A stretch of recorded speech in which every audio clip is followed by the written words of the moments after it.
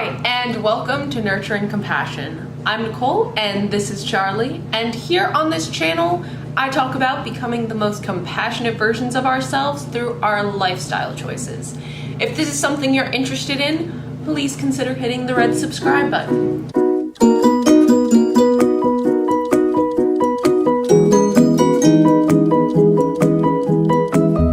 So today I want to talk about end of semester stress and how to deal with it, how to overcome it more gracefully. I myself feel like I am going through a lot of end of semester stress. I have finals coming up. The other week I was planning out the rest of my semester and I was just like, how is it possible that there's only 2 weeks left when I still have so much to do? But I just want to share some tips on overcoming this stress and how you can just live a little bit happier, a little bit better when you are dealing with this end of semester brain explosion. First of all, the most important things to think about when you are going through any stressful time in your life, whether it's school related, work related, or just life, it's really important to make sure that you're taking care of your body, meaning that you're getting nutrition, that you're sleeping, and that you are moving your body in some way. And the thing is that whenever things get hard, things get stressful, usually the first thing that seems to go out the window is taking care of ourselves, right? We are like, oh yeah. So I have all this work, I have all these emails, I'll just eat a Cliff Bar and drink some coffee and I'll worry about a meal later. The problem with that is that when we aren't fueling ourselves properly, when we're cutting on sleep in order to stay up and finish a project, when we don't bother exercising or even going for a walk, our bodies get so overwhelmed. Our bodies need nutrition in order to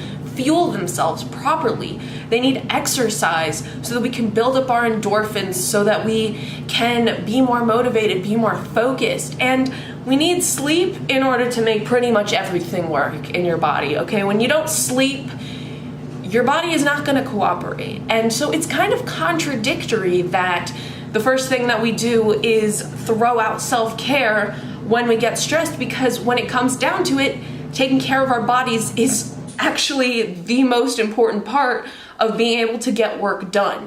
For example, let's say that you have been up all night working on a project and you refuse to take a walk because you're thinking, no, I gotta get this done, I gotta get this finished. Well, studies actually show that when you take a break in between working, you actually work more efficiently. So by taking a walk, as counterintuitive as it sounds, you may actually get your work done earlier. Now, all of this sounds great, but in practice, it seems really difficult, right? Because when we're actually in a moment, when we're actually stressed, the last thing that we feel like doing is cooking a fresh meal, going to bed early, and moving and exercising our bodies, because we just feel like we have so much to do. And so I've been struggling with this. That's why I'm making this video. Really, what I've been focusing on is food, first of all, is really just making sure that I am eating whole food, plant-based diet, that I'm cooking regularly. I'm lucky enough to be living with my boyfriend, so we kind of take turns cooking dinner. Whoever has a little bit of a lighter workload that day, make sure that we are hitting our nutritional targets, that we're getting food.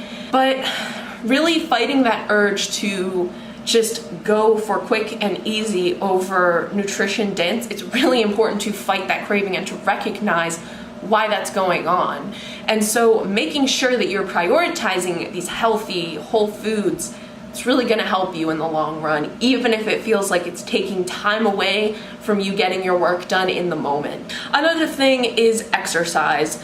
I have been so stressed that I feel like I don't have time to work out, I don't have time to go for a run, even though I absolutely love running, and it does make me feel more grounded, it does make me happier, and I just have not been able to shake the feeling that I can't run right now. I need to be focused, I'm graduating, this, that, and the other thing. But what I'm doing instead is just making sure that I am walking Charlie frequently and that I take the time to put down the textbook, to walk away from the computer, and just take Charlie out for a walk. I live in this beautiful neighborhood with these beautiful walking trails, and just stepping outside and enjoying the sunshine. At night there's all kinds of frogs, there's baby geese. Just taking that time and seeing animals, seeing wildlife makes me happier, and when I come back I feel more focused. I can look at my work through a different perspective. So even if you feel like you can't work out, just making it about taking care of another one of your responsibilities. So for me, I need to walk my dog no matter what's going on. So okay, I don't feel like I can run right now, but I can take Charlie out for a walk. I'm still being productive doing that. That's something that cannot go out the window. So maybe for you, you need to get your groceries. And if that's the only break, the only walking that you can do, that's fine. Just make sure that you're stepping away from your work, that you're moving your body, and that you're not just sitting behind a desk for several hours a day. So right now, I'm really struggling when it comes to sleeping. I've been going to bed so late and waking up late, or when I have to get up early, I'm struggling. And so that's been difficult, but I just every day I'm conscious that, Nicole, it's past 10 o'clock. You should really go to bed. You have this goal of waking up at 5 a.m. every morning. You're not getting closer to that by staying up at 10:30, and not necessarily beating myself up about it. I don't go to bed at 10:30. Lately I've been going to bed probably around midnight, but just recognizing that right now the habits that I have are not bringing me closer to this goal helps me realize that, okay, I just need to power through this right now, and I will focus on that when the semester ends. And I think that this is really important because it shows the importance of cutting yourself some slack. That, yeah, when things are stressful, some things are gonna have to go out the window, but really just doing your best to make sure that you are getting exercise, sleep, and nutrition is the key. And it's not gonna be perfect. Life is not always perfect, but just knowing that that's what you're striving towards and being accepting that it might not always work out, but that you're doing your best is very good. Another thing that you can do when you are very stressed out is just establish some you time that is not negotiable. That this time, this thing that I'm doing, this is not going anywhere, nothing can touch this. And for me, I make it non-negotiable that no matter what, every morning I have to meditate and I have to do my morning pages. And you know what? If I'm so exhausted that I sleep in, that by the time I get up, I just have time to, wash my face, brush my teeth, get dressed, eat breakfast, then I will do that the first thing when I come back home. It is something that I have to do because I know that morning pages and meditation grounds me. It is what keeps my mind moving and keeps my mind healthy.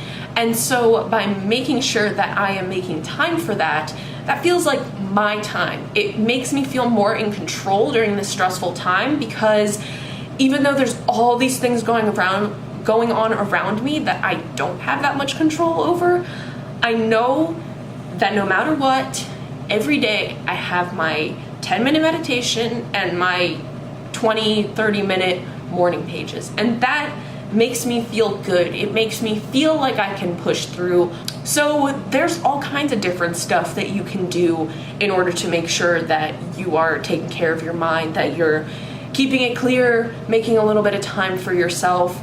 It can change every day. It can be the same thing every day. Like, for example, maybe you've decided that on Mondays you're going to take a bath, on Tuesdays you're going to do a face mask, on Wednesdays you're going to journal, on Thursdays you're going to do art. It can go on and on for the whole week, and it can be different, but just making sure that you are prioritizing yourself. I remember I had a conversation with my brother last weekend, and I was just so overwhelmed, telling him how it feels like all this stuff is happening around me and I feel really out of control. And he said that you need to make sure that you're being selfish once in a while, that it's okay to be selfish, that you can go and you can buy yourself a nice salad from Salad Works, or you can do a face mask.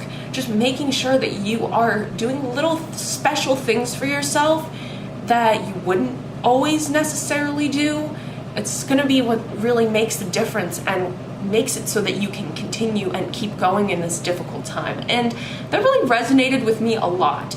I was trying to do all this morning pages of meditation, but I think that there is room for making sure that you do something fun, making sure that you are taking care of yourself. And that's really what this whole video comes down to, is that even when things are stressful, even when they're hard, in fact, I'd go as far to say that especially when things are hard, that is when you need to take care of your body. And that is when our society teaches us that it should go out the window, but that is not the case. We really need to make sure that we are taking care of our body. And I understand that doing all of these things may not be possible for you right now, depending on how much is going on, and that's okay. But striving to make sure that you are meeting these goals and doing these things is going to make a big difference, and it's going to help carry you through this time into a less stressful time. Not to mention that